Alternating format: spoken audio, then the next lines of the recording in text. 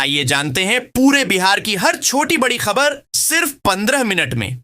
लेकिन उससे पहले आप हमें कमेंट में जरूर बताइए कि ये वीडियो आप बिहार के किस जिले और किस गांव से देख रहे हैं।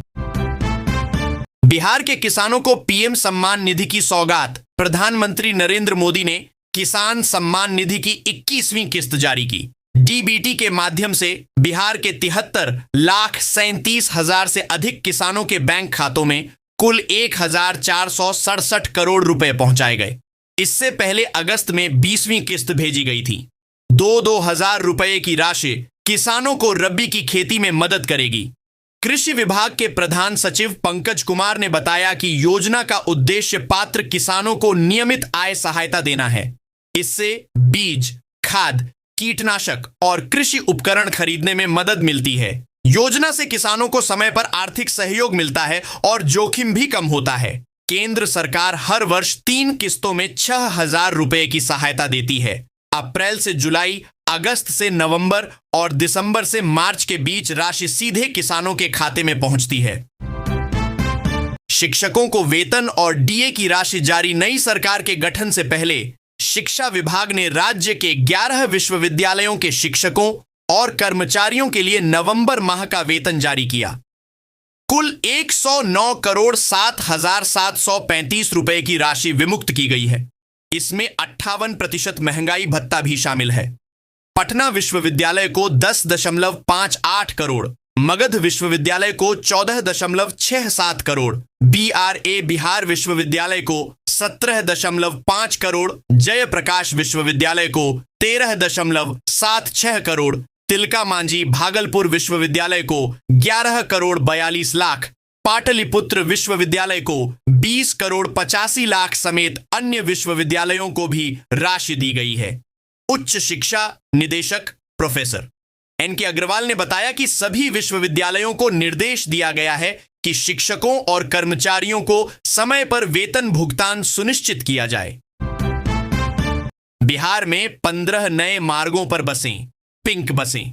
महिलाओं के हाथों में मुख्यमंत्री प्रखंड योजना के तहत परिवहन विभाग ने 15 नए अंतरक्षेत्रीय मार्गों पर बसों के परिचालन की अधिसूचना जारी की है। इसके अलावा 3 पुराने मार्गों में संशोधन किया गया है। वहीं महिलाओं के लिए चलने वाली पिंक बसों का संचालन अब पूरी तरह से महिला ड्राइवरों के हाथों में होगा। इसके लिए 15 दिसंबर से आवेदन शुरू होंगे और औरंगाबाद ट्रेनिंग केंद्र में 20 जनवरी से 2 सप्ताह का विशेष प्रशिक्षण दिया जाएगा। प्रशिक्षण के दौरान रहने और भोजन की व्यवस्था बीएसआरटीसी करेगा। सफल प्रशिक्षु महिला ड्राइवरों को संविदा पर बस चलाने का मौका मिलेगा। परिवहन विभाग 100 पिंक बसें चलाएगा, जिनमें पटना में 30, मुजफ्फरपुर में 20, गया और दरभंगा में 15-15 तथा पूर्णिया और भागलपुर में 10-10 बसें शामिल होंगी।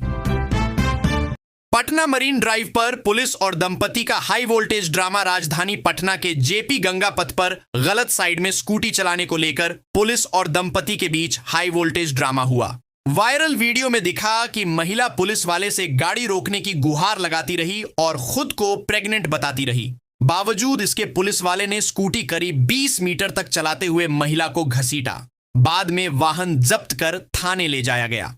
जांच में पता चला कि स्कूटी पर पहले से 12,000 रुपये का चालान कटा हुआ था। विवाद के बाद वीडियो सोशल मीडिया पर तेजी से वायरल हो गया। मामले पर एसएसपी कार्तिकेय शर्मा ने कहा कि वीडियो खुद स्थिति स्पष्ट कर रहा है। उन्होंने लोगों से अपील की कि गलत दिशा में वाहन न चलाएं और यातायात नियमों का पालन करें। राज्यसभा में महागठबंधन को बड़ा झटका। राजद की रणनीतिक खामियां पार्टी को लगातार नुकसान पहुंचा रही हैं। विधानसभा में मात्र 25 विधायकों के कारण राज्यसभा में प्रतिनिधित्व शून्य होने की आशंका है। पार्टी के 3 दशक के इतिहास में यह पहली बार होगा जो तेजस्वी यादव की महत्वाकांक्षा पर असर डालेगा। विधान परिषद में भी राजद की संख्यात्मक उपस्थिति घट रही है। राबड़ी देवी समेत कई नेताओं का कार्यकाल अगले चुनाव तक समाप्त हो जाएगा। राज्यसभा की 16 सीटों में राजद के पास फिलहाल 5 सदस्य हैं, जिनमें से 2 का कार्यकाल 2026 में खत्म होगा। कांग्रेस और भाकपा माले के सदस्य भी सेवानिवृत्त होंगे। इस तरह महागठबंधन को अपनी सभी 6 सीटें गंवानी पड़ सकती हैं। विधानसभा में संख्या बल के अनुपात में ही उच्च सदन में प्रतिनिधित्व मिलता है, जिससे गठबंधन को बड़ा नुकसान तय है।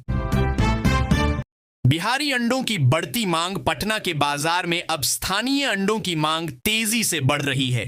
पहले आंध्र प्रदेश, पंजाब और बंगाल के अंडों का दबदबा था, लेकिन अब मोकामा, वैशाली और मुजफ्फरपुर के अंडे अपनी गुणवत्ता और मजबूत परत के कारण ग्राहकों की पहली पसंद बन रहे हैं। स्थानीय अंडों की मोटी परत परिवहन के दौरान टूटने से बचाती है, जिससे विक्रेता और ग्राहक दोनों इन्हें प्राथमिकता दे रहे हैं। ठंड की शुरुआत के साथ कीमतों में भी उछाल आया है। थोक बाजार में 210 अंडों का कार्टन अब 1350 से 1400 रुपए तक पहुंच गया है। खुदरा बाजार में प्रति अंडा 9 से 10 रुपए बिक रहा है। छठ पूजा के बाद कीमतों में वृद्धि दर्ज की गई है। मुर्गी के दाने की बढ़ी कीमतें इस तेजी का प्रमुख कारण हैं। प्रतिदिन 1 दर्जन वाहन अंडे लेकर पटना पहुंच रहे हैं। नीतीश कुमार का 10वां शपथ ग्रहण। बिहार की राजनीति एक बार फिर नीतीश कुमार के इर्द गिर्द घूम रही है। बुधवार को इस्तीफा देने के बाद गुरुवार को वे गांधी मैदान में 10वीं बार मुख्यमंत्री पद की शपथ लेंगे। नीतीश कुमार ने अब तक 9 बार शपथ ली है और हर कार्यकाल में परिस्थितियां अलग रही हैं। 2000 में पहली बार सत्ता संभालने के बाद 2005 से वे लगातार मुख्यमंत्री बने हुए हैं। खास संयोग ये है कि उन्होंने सप्ताह के 5 अलग अलग दिनों में शपथ ली है, यहां तक कि रविवार को भी। मंगलवार और शनिवार को उन्होंने कभी शपथ नहीं ली। 2005 से 2010 तक का कार्यकाल स्थिरता और विकास के लिए अहम माना गया। 2015 में रविवार को शपथ लेने के बाद कार्यकाल छोटा रहा। इस बार गुरुवार को शपथ लेकर वे फिर इतिहास रचेंगे। हवा की गति से प्रदूषण में कमी। राजधानी पटना और आसपास के इलाकों में मंगलवार को वायु गुणवत्ता में सुधार दर्ज किया गया। सोमवार की तुलना में हवा की गति बढ़ने से प्रदूषकों का जमावड़ा कम हुआ।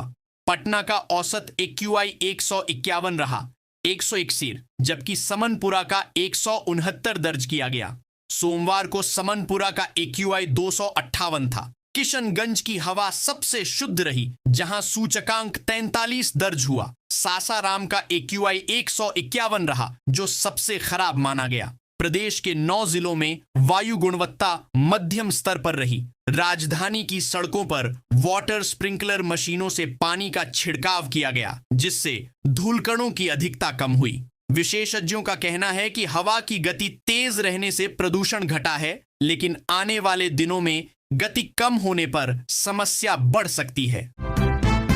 पटना IGIC में बच्चों के दिल का फ्री इलाज। Indira Gandhi institute of cardiology में मुख्यमंत्री बाल हृदय योजना और राष्ट्रीय बाल स्वास्थ्य कार्यक्रम के तहत चयनित 30 बच्चों के दिल का छेद अत्याधुनिक डिवाइस क्लोजर तकनीक से बंद किया जाएगा। यह सभी ऑन ऑपरेशन पूरी तरह निःशुल्क होंगे। दिल्ली के फोर्टिस एस्कॉर्ट्स हार्ट इंस्टीट्यूट के विशेषज्ञ डॉक्टर नीरज अवस्थी के निर्देशन में आई GIC की टीम सर्जरी करेगी। निदेशक डॉक्टर सुनील कुमार ने बताया कि कैथ लैब में बिना बड़े ऑपरेशन के ही बच्चों का इलाज संभव होगा। संयुक्त निदेशक डॉक्टर बीरेंद्र कुमार सिंह ने कहा कि दिल में छेद वाले बच्चे अक्सर सांस लेने में कठिनाई, दूध पीने में परेशानी और विकास बाधित होने जैसी समस्याओं से जूझते हैं। निजी अस्पतालों में इस सर्जरी की लागत 1.5 से 2.5 लाख रुपए होती है, जबकि IGIC में यह पूरी तरह मुफ्त है।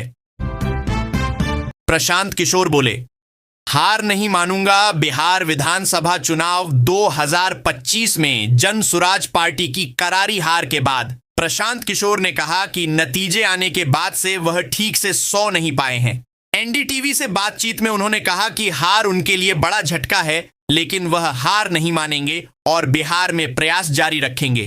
पीके ने कहा कि जन सुराज ने जाति और धर्म से हटकर रोजगार और पलायन जैसे मुद्दों पर चुनाव लड़ा।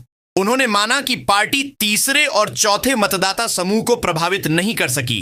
प्रशांत किशोर ने कहा कि भाजपा भी कभी 2 सांसदों तक सीमित थी। उन्होंने दावा किया कि जन सुराज ने बिहार के लिए 10 साल समर्पित किए हैं।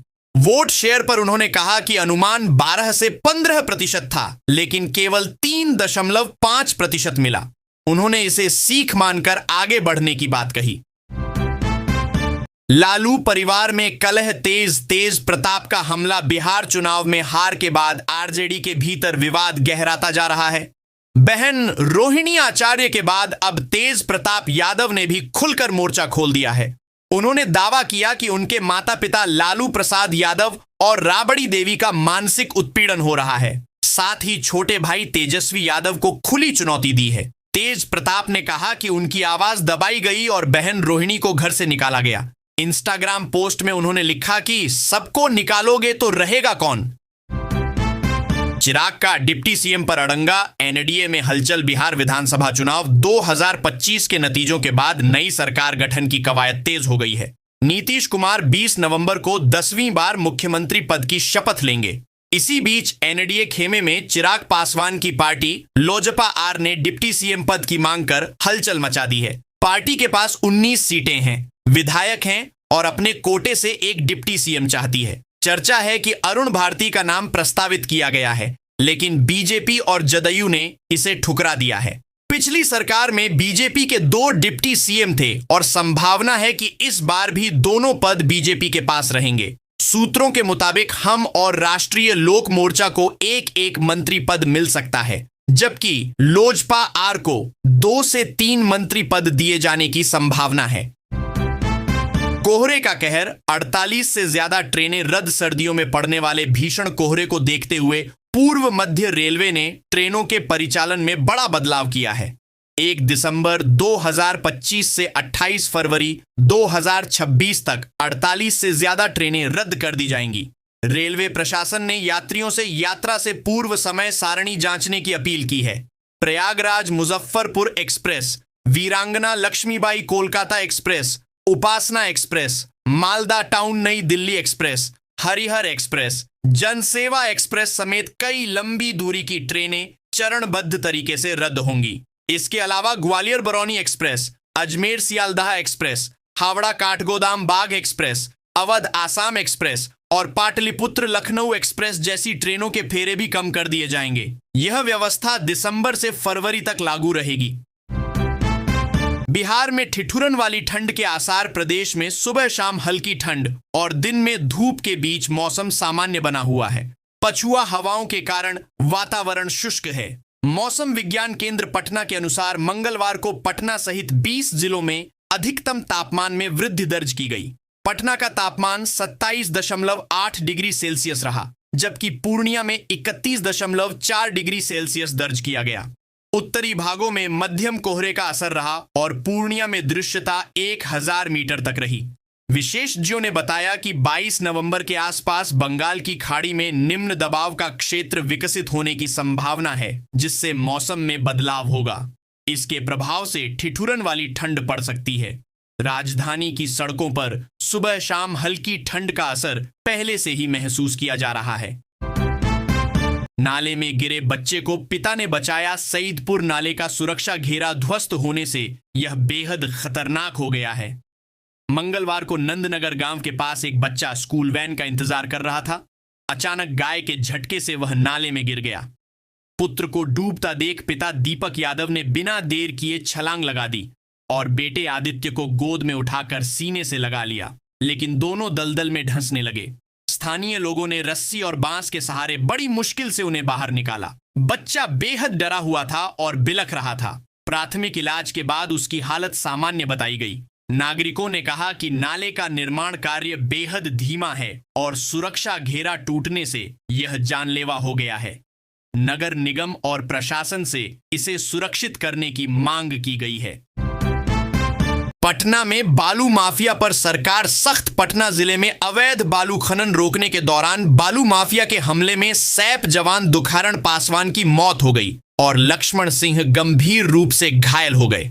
घटना दुल्हिन बाजार में हुई, जब छापेमारी दल पर गुर्गों ने हमला कर दिया। ट्रैक्टर जब्त कर थाने ले जा रहे जवानों पर स्कॉर्पियो चढ़ा दी गई। विभाग ने कहा कि दोषियों के खिलाफ कठोरतम कार्रवाई होगी। उच्च स्तरीय जांच टीम घटनास्थल पर पहुंचकर पहचान कर रही है। शहीद जवान को श्रद्धांजलि दी गई और परिवार के प्रति संवेदना व्यक्त की गई। पुलिस ने स्कॉर्पियो और ट्रैक्टर जब्त कर मालिक हेमनाथ यादव को गिरफ्तार किया। सरकार ने कहा कि अवैध खनन पर अंकुश लगाने और जनता के हित में बालू की उपलब्धता सुनिश्चित करने के लिए सतत निरीक्षण और कानूनी कार्रवाई जारी रहेगी। रोहिणी का हमला, गंदी किडनी बयान पर भड़की लालू प्रसाद यादव की पुत्री रोहिणी आचार्य ने सोशल मीडिया पर लगातार अपनी पीड़ा व्यक्त की है। उन्होंने कहा कि पिता को किडनी देने वाली बेटी को गलत बताने वालों में हिम्मत है तो खुले मंच पर बहस करें। रोहिणी ने उन लोगों को नसीहत दी जो कहते हैं कि करोड़ों लोग किडनी देने को तैयार थे। उन्होंने कहा कि ऐसे लोग गरीब मरीजों को अपनी किडनी दें। रोहिणी ने तेजस्वी यादव और संजय यादव पर भी तंज कसते हुए कहा कि जरूरतमंदों को किडनी देने की शुरुआत वही करें जो उनकी किडनी को गंदा बताते हैं।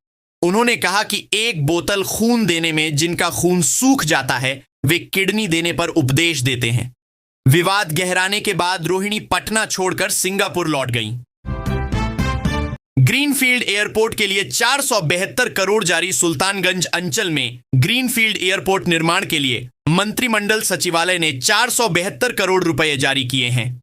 इसके लिए 931 एकड़ जमीन अधिग्रहण की योजना है। जिला प्रशासन ने 855 एकड़ भूमि चिन्हित कर उसकी खरीद बिक्री पर रोक लगा दी है। जिलाधिकारी डॉ नवल किशोर चौधरी ने मौजा मसदी, नोनसर, राजगंज, कसवा, सूजापुर और मंझली में जमीन की खरीद बिक्री रोकने का आदेश दिया है। आसपास की जमीन पर भी रोक लगाई गई है ताकि आवश्यकता पड़ने पर अधिग्रहण किया जा सके। प्रस्तावित हवाई अड्डे के लिए सक्षम प्राधिकार का अनुमोदन प्राप्त है। व्यवहार्यता अध्ययन दल ने प्रतिवेदन उपलब्ध कराया है। जिला प्रशासन ने कहा कि भूमि अधिग्रहण की प्रक्रिया जल्द शुरू होगी और परियोजना को समय पर पूरा करने का प्रयास किया जाएगा। गंडक नदी पर बनेगा नया पुल। मुजफ्फरपुर छपरा के बीच कनेक्टिविटी सुधारने के लिए पारू के फतेहाबाद में गंडक नदी पर उच्च स्तरीय पुल का निर्माण शुरू हो गया है। पुल निर्माण विभाग ने भूमि अधिग्रहण के लिए सर्वे शुरू किया है। कैबिनेट से पहले ही प्रशासनिक स्वीकृति मिल चुकी है। इस पुल पर करीब 589 करोड़ रुपए खर्च होंगे और इसकी लंबाई 2280 मीटर होगी। 3 लेन वाले इस पुल में अप्रोच पथ भी शामिल होगा। निर्माण से मुजफ्फरपुर से पारू होकर छपरा, सिवान, गोपालगंज होते हुए बनारस तक आवागमन सुगम होगा। पुल बन जाने से पारू से छपरा की दूरी 49 किलोमीटर से घटकर मात्र 10 किलोमीटर रह जाएगी। इससे पारू समेत आसपास के 1 लाख से अधिक लोगों को लाभ मिलेगा। पुल निर्माण से क्षेत्रीय विकास और यातायात सुविधा में बड़ा सुधार होगा। डेंगू से बचाव के लिए फॉगिंग अभियान। मुजफ्फरपुर नगर निगम ने डेंगू और मच्छर जनित बीमारियों से बचाव के लिए विशेष अभियान शुरू किया है। शहर के सभी वार्डों में फॉगिंग और एंटी लार्वा दवा का छिड़काव किया जा रहा है। मंगलवार को अंचल 8 में अभियान चलाया गया। नगर आयुक्त विक्रम विरकर ने कहा कि जनता हेल्पलाइन नंबर 1-55304 पर कॉल कर अपने मोहल्ले में फॉगिंग करवा सकती है। अभियान की निगरानी वार्ड जमादारों और अंचल निरीक्षकों को सौंपी गई है। फॉगिंग ऑपरेटरों को प्रतिदिन रिपोर्ट देने का निर्देश दिया गया है। वार्ड पार्षदों को भी अधिकार दिया गया है कि वे सीधे निगम से समन्वय कर अपने क्षेत्र में फॉगिंग करवा सकें। किसी वार्ड में बीमारी का मामला सामने आने पर तुरंत विशेष अभियान चलाया जाएगा। नगर निगम ने कहा कि अभियान बिना रुकावट जारी रहेगा और लापरवाही पर कार्रवाई होगी। भोजपुर में सब्जियों की कीमतों में आग बिहिया। बाजार में सब्जियों की कीमतें आसमान छू रही हैं। आलू, टमाटर, गोभी, भिंडी, करेला और अन्य हरी सब्जियों के दाम दोगुने तक हो गए हैं। करेला 60 रुपए किलो, बोदी 80 रुपए, मूली 40 रुपए, टमाटर 60 रुपए, बैंगन 60 रुपए और भिंडी 60 रुपए किलो बिक रही है। स्थानीय व्यापारियों ने बताया कि लगातार बारिश से खेतों में खड़ी सब्जियां नष्ट हो गई हैं, जिससे उत्पादन घटा है। शादी ब्याह के मौसम में मांग बढ़ने से कीमतें और बढ़ गई हैं। महंगाई का असर गरीब और मध्यम वर्ग के परिवारों पर सबसे ज्यादा पड़ा है। खरीदारों ने कहा कि रोजमर्रा की जरूरत की सब्जियां खरीदना मुश्किल हो गया है। लोगों ने प्रशासन से मांग की है कि सब्जी बाजारों में मूल्य नियंत्रण की व्यवस्था की जाए ताकि आम जनता को राहत मिल सके। आरा शहर में पूर्वी घुमटी से पश्चिमी घुमटी तक सड़क निर्माण का कार्य शुरू हो गया है। मुख्यमंत्री नीतीश कुमार द्वारा प्रगति यात्रा के दौरान शिलान्यास की गई इस योजना पर 14 करोड़ 11 लाख रुपए खर्च होंगे। 3.95 किलोमीटर लंबी इस सड़क में 2 लिंक रोड भी शामिल हैं। निर्माण से शहर की ट्रैफिक व्यवस्था में बड़ा सुधार होगा। डीएम तनय सुल्तानिया लगातार मॉनिटरिंग कर रहे हैं। सड़क रेलवे स्टेशन कतीरा चौक होते हुए पश्चिमी रेलवे ओवरब्रिज तक जाएगी। लिंक रोड में पहला मार्ग रेलवे स्टेशन से जज कोठी मोड़ तक और दूसरा कृषि भवन मोड़ से प्रखंड कार्यालय होते बजाज शोरूम तक बनेगा। सड़क का निर्माण 3 हिस्सों में मई 2026 तक पूरा करने का लक्ष्य है। इससे शहरवासियों को आवागमन में बड़ी सुविधा मिलेगी। मैथिली ठाकुर बनी सबसे युवा विधायक। लोक गायिका मैथिली ठाकुर ने दरभंगा के अलीनगर विधानसभा क्षेत्र से भाजपा प्रत्याशी के रूप में जीत दर्ज कर इतिहास रच दिया।